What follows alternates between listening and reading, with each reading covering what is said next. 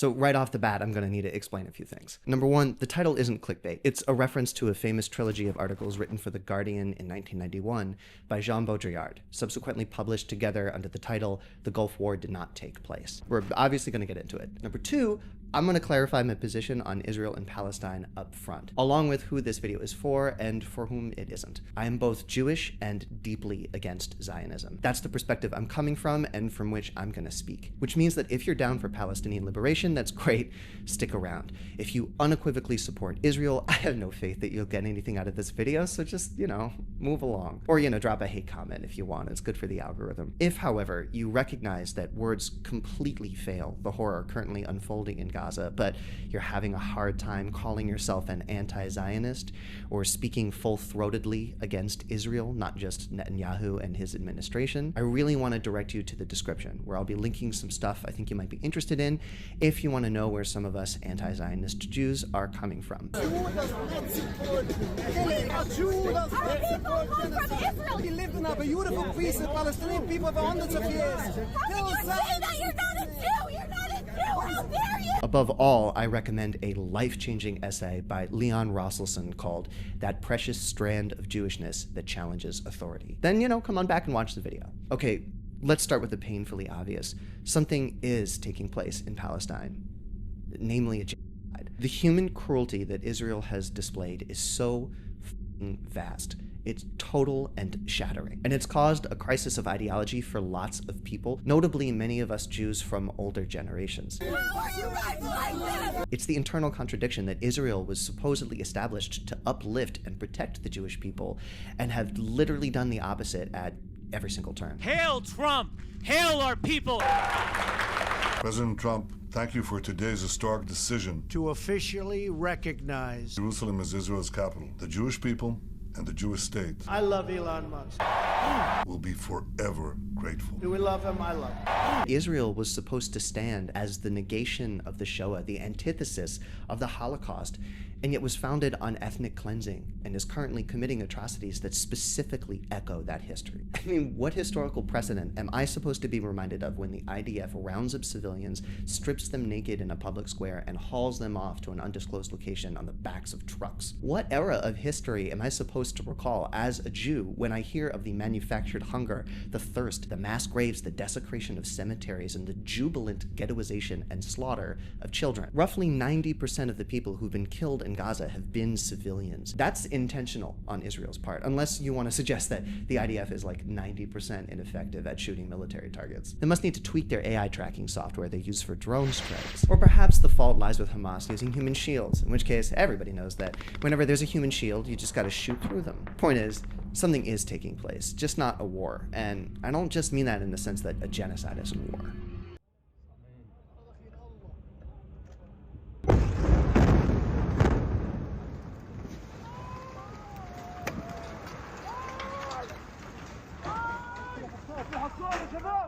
As I said, back in '91, Jean Baudrillard published a series of articles collectively known as The Gulf War Did Not Take Place. His argument was that warfare in general no longer unfolded primarily as combat, but instead as a kind of mediated spectacle. Now, he wasn't denying the reality of the violence, the conflict, the battles, the bloodshed. He was saying that those things are no longer organized or deployed as they used to be, and as such, take a different form entirely. Baudrillard argued that the Gulf War wasn't a real war for a few reasons. Firstly, it wasn't a balanced confrontation between adversaries, but a demonstration of overwhelming American military superiority, with its result, in a sense, predetermined from the outset. And also, what the broader public encountered was not the conflict itself, but a simulation of it. News reports, live missile camera broadcasts, carefully scripted briefings, and a constant stream of managed imagery. The keyword here is managed. These elements were assembled for consumption, and in a sense became the war itself, as the truth behind different operations and battles and engagements were obfuscated in such a way to support the narrative. I served 11 years. Where in the military were you? Syria. I was at the VA a year and a half after an operation that we went to. Breaking news, the operation that we did a year and a half ago popped up on the news. I immediately went to go check, and I'm like, is this modern? And they said, yes. And I said, no, it's not. I need to go talk to mental health, because I was there when that happened. Oh, so you go and say, like, what's on the news isn't true. Yes. Am I going crazy? Yeah, and it broke my whole reality. Whoa. He cannot stop drinking. I think he's telling the truth. The war itself was something curated and staged, like a theatrical play, except with real deaths. To be clear, the spectacle wasn't a way to manage public perception of the conflict. The conflict itself was created to manage the spectacle, to put on a narrative, to put on a show. It is a war to the camera first. And when our relationship to conflict is mediated almost entirely by screens, footage, and orchestrated narratives, again, keyword orchestrated, the real war becomes hidden and quote-unquote does not take place. And then Baudrillard goes on to predict the current moment in Gaza. This war is not a war, but this is compensated for by the fact that information is not information either. Thus, everything is in order. If this war had not been a war and the images had been real images, there would have been a problem. For in that case, the non-war would have appeared for what it is, a scandal.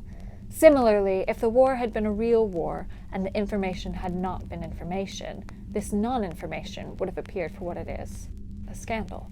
In both cases, there would have been a problem. A non-war with real images is exactly what we get with Palestine. It's a non-war first because, like the Gulf War, it's a one-sided conflict whose outcome has been, in a sense, predetermined. There's no way for Gaza to truly fight back, and it was planned in part as a spectacle to reinforce sentiment for Israel. But it's also a non-war for those of us not directly involved, because it's experienced through images and information. The fatal thing that Israel and its allies didn't count on was their inability to fully mediate and orchestrate those images. Real ones began to seep through.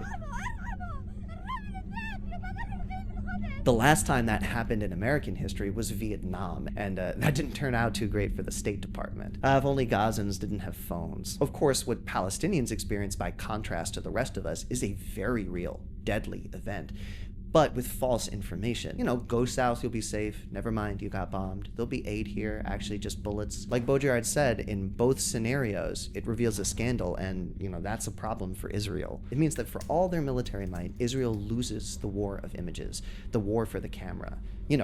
What the war is actually really about. And that crushing loss for Israel betrays the existence of something that affects all of us, called necropolitics. Necropolitics is an essay by a Cameroonian philosopher named Achille Mbembe. In it, he argues that modern sovereignty is defined less by the management of life than by the power to dictate, well, not just death, but disposability. And he sees this as a relatively new development. According to Mbembe, in early modern contexts, colonialism was more about assuming political and social control of land and borders, annexation style, and therefore by extension, people. Like, I've colonized you, so now I control your government and your laws, and if you get in the way, I'll control you. So any military occupation, killing, enslavement, etc. would be a means to this end. The justification for all this nasty business is I'm more powerful, therefore I'm better. And you might be thinking, well, what about stuff like chattel slavery? That wasn't about land. The slavery was the point. Well, Mbembe agrees and specifically calls out the plantation system as an early experiment in necropolitics, which would then define things going forward. Now, according to him, in late modern contexts, colonization is less about land seizure and government control, and more about terror and the creation of what he called death worlds, which are basically social and political spaces where vast groups are subjected to conditions of life so precarious they're effectively condemned to death. Death worlds are concentration camps, occupied territories, zones of famine, refugee camps, death camps, or open-air prisons. And they're no longer the means to an end, they're the point. And the justification has changed too. It isn't just about might makes right anymore. Here, the colonial state derives its fundamental claim of sovereignty and legitimacy from the authority of its own particular narrative of history and identity. This narrative is itself underpinned by the idea that the state has a divine right to exist. The narrative competes with another for the same sacred space. That quote, by the way, is specifically referring to, you guessed it, Israel and Palestine. So early colonialism is about puppeting states and lands. Modern colonialism is about controlling existence, or, death. Specifically, it's about reducing populations to the status of the walking dead, a social space wherein people are to be slowly worn out, a slow, living death. In ancient Rome, they would be called homo sacer, which was a term for people who were excommunicated and stripped of all their rights, such that they could legally be killed. But despite the fact that they were able to be legally killed, they were deemed unfit for religious sacrifice, as that would have legitimized their humanity. Philosopher Giorgio Agamben explored that phenomenon throughout his work in order to point out that my power and shape and identity will be known by the ways in which I reduce you to meaninglessness. And, that's all well and good and works perfectly fine so long as I control the narrative. And that brings us back to what Israel could no longer do: control the narrative. And once that started to happen, once we could see the necropolitics of it all, I think we started to realize, even unconsciously, that it's not just Palestine, is it? It's more clear now than ever that countries aren't about laws and prisons and who gets put to death after a fair trial of their peers.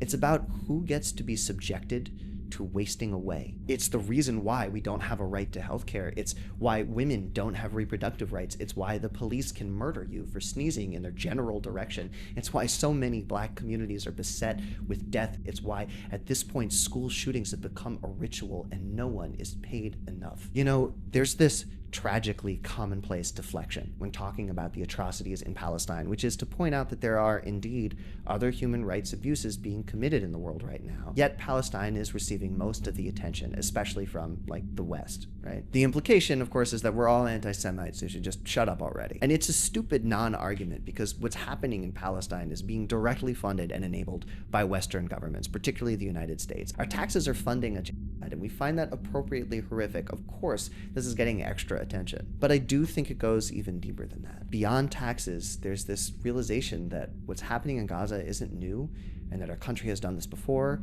and it plans to do this again. And that the funding and implementation of the politics of death is how our country has been legitimized throughout history. It's how our Western lives have been funded. Whether we realize it or not, we raise our fists for Palestine in part because our hands feel slick with blood, and we're rightfully furious that this is being done in our name. Not just in the name of us Jews, which is, of course, an absurd, anti-Semitic, and abominable claim to suggest that a power structure could ever represent or define a people, but also in the name of American and global interests. Like most things, it's really just to benefit capital.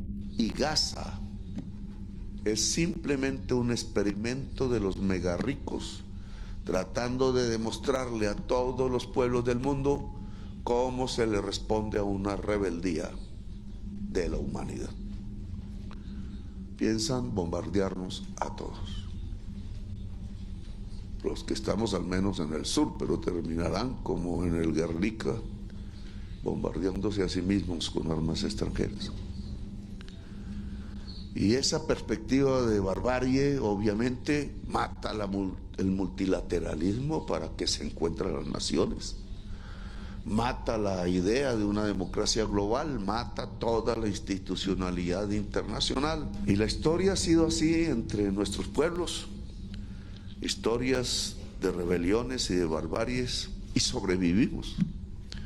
Porque la otra forma de la ayuda, además del corazón, es el pensar. Y la parábola de Newton y la parábola de Robinson Crusoe es mentira. Ilusiones, fetiches como tantos que vivimos. Vivimos entre fantasmas porque el capitalismo es un fantasma. Y a veces nos creemos el cuento de los fantasmas.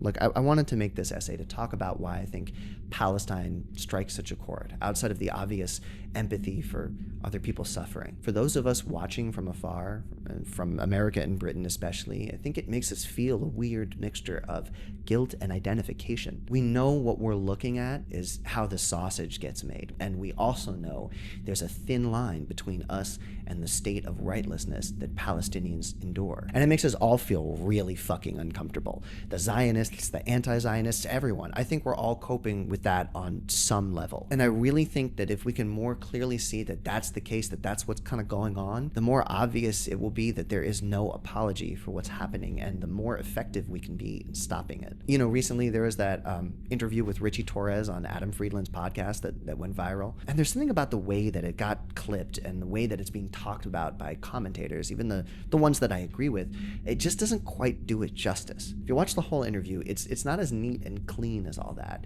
It's really just two men being deeply, deeply uncomfortable next to each other. But I'm saying this because I am Jewish. You know, and I don't understand why you would be. Look how you define. I want to have. I feel like I'm here to be lectured, not. Shut up. That's not nice. You can't talk that way. Why are one set of Jews more important than others? No one's saying any. To be clear, I'm not making any apologies for Richie Torres. I think his position is horrific and indefensible. Adam is trying to have this human conversation about what it means to be Jewish as Israel goes about its business, and about how patently horrible the human toll in Gaza is, and Richie just doesn't know what to do with that. He's defensive and worried about his image, sure, but he's squirming in a real way. And so is Adam, who, is actually trying to talk about really complex things. Me saying this to you right now will hurt people in my own family, okay? But this feels like a stain on our history, and it feels like it's changed what being Jewish is, because what being Jewish isn't Israel. People in my life are going to be mad at me about this, but I'm saying this because I am Jewish. If you treat people like animals, sometimes they're going to lash out. His desire to connect is really palpable. He really wants to hold on to someone, even if they disagree with him, just for long enough to be able to look at each other and say, this is fucked, right? I hate this. This is so embarrassing. I don't have anything to hide. I'm willing to go anywhere. No, man. I'm sorry. I'm sweating. We can end the interview. The AC's off. I'm just trying to find a button to shake your hand, dude. I don't want to fucking do this. It's hard to talk about what it's like to be Jewish right now. Firstly, because you don't want to take the focus away from the most important pressing thing, which is, the suffering in Gaza. But if anti-Semitism is going to be used as a specter to terminate criticism of Israel, then it's important for us Jews to talk about it, to talk about how painful it is to see that flag mounted on a pile of corpses, to have our connection to our own history of marginalization and survival almost severed, and then, of course, invalidated in the eyes of others because of this cynical, misanthropic force justifying their sadism with their own Jewishness.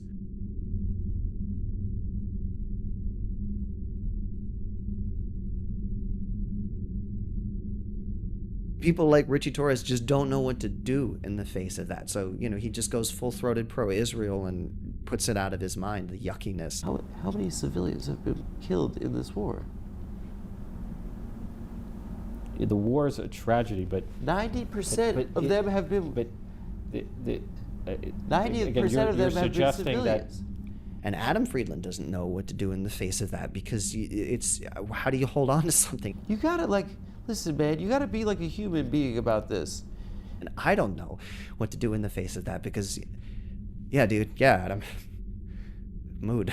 And like I said, it goes beyond just Jewishness. We're seeing not just Israel with its mask off, but global power with its mask off, capital with its mask off, the complete joke that is the UN. The Palestinians starve, and we think, nah, that could be me.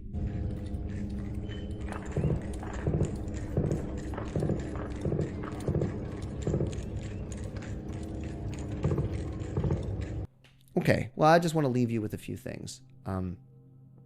First is the notion that despite how it sometimes feels, we aren't powerless. If we can learn anything about the change of sentiment toward Israel, it's that we can use, among other things, images to our advantage. In fact, we have to. As Baudrillard would have pointed out, it's how ideas are disseminated in the world today. I mean, think about it, even words have become images. We screenshot tweets to share them as memes. So if we want change for Palestine, for anything, we need to be the side that creates the more compelling image. Any political movement going forward has to have a central understanding of how digital communication and experience works. Who mediates it, what it does to our brains, and how we can use it to our advantage. That is every bit as important as class politics and social justice and all of that good stuff. Now, I'm not saying that means optics should supersede materiality. They actually need to be closely linked. So what that can look like is showing people the real images that counteract the fake information or the fake war as in the case with Gaza. But it can also look like actively showing people the world you're aiming for, which means cultivating a good thing materially and then presenting it outward.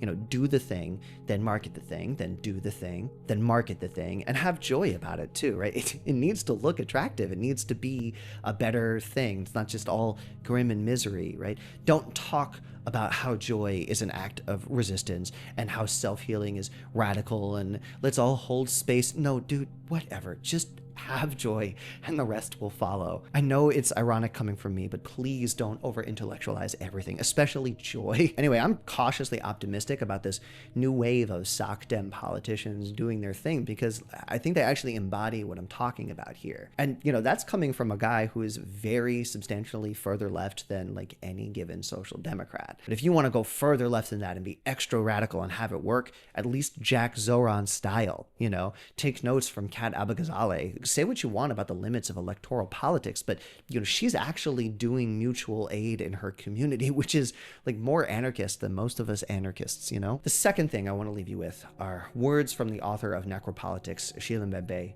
himself. Does it fill you with despair or hope? No. In Africa, we are forbidden to despair about anything. Africa is the continent of resilience. Because we have seen a lot, and yet we are still here. This gives us the foundation to imagine, but also to work in order to be there tomorrow. So there is no space for despair and catastrophe. We can do something. People are doing something. So we need to sharpen our eyes, give visibility to what actually is going on in the most remote corners of our societies, and draw from that energy in order to reimagine what a political community is all about and what the earthly community might look like indeed.